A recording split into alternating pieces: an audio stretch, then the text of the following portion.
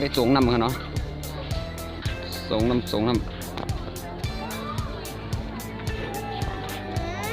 โอ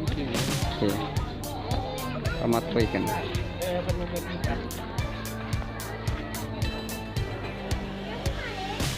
เนี่ยมาไก่หันในหนัง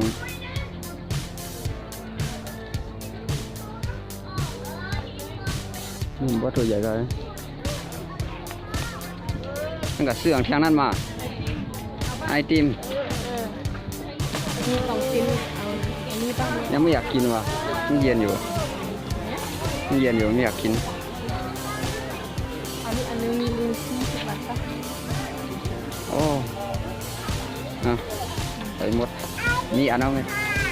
ไม่จริงค่ะเขาด้วยทางกันมั้ยเถื่อนกับด้วย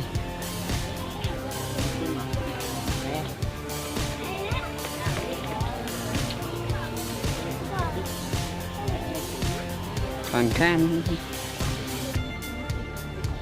ตัวใหญ่เปลือก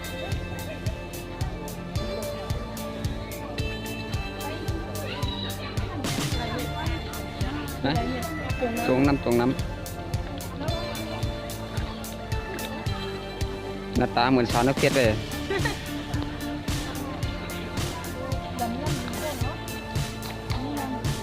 แล้วท่านหลำน้ำของเด็กต่างชื่อว่าสูงน้ำหางด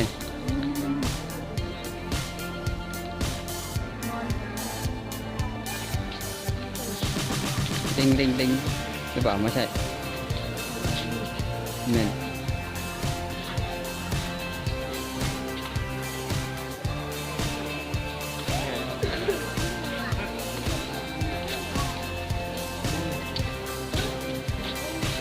ดูโอ้โหใส่เลยจัดไปพี่จัดไปกินได้โอเคนี่สีขาวนี่สีดำโอ้โหเบลอเลย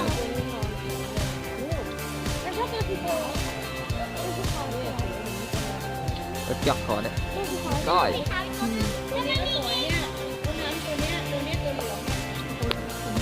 มี5 ตัว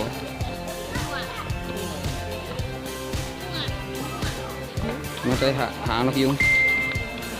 โอ้โหสุดไปไม่รอนะ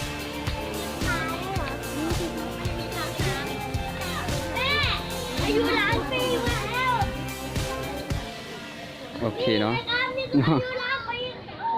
นอนเขามีตาตรงหางวะเนี่ย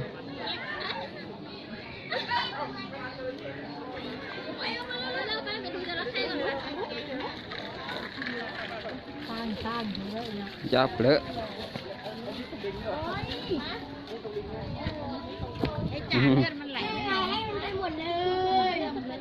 อย่าเอาอะไรกินนะ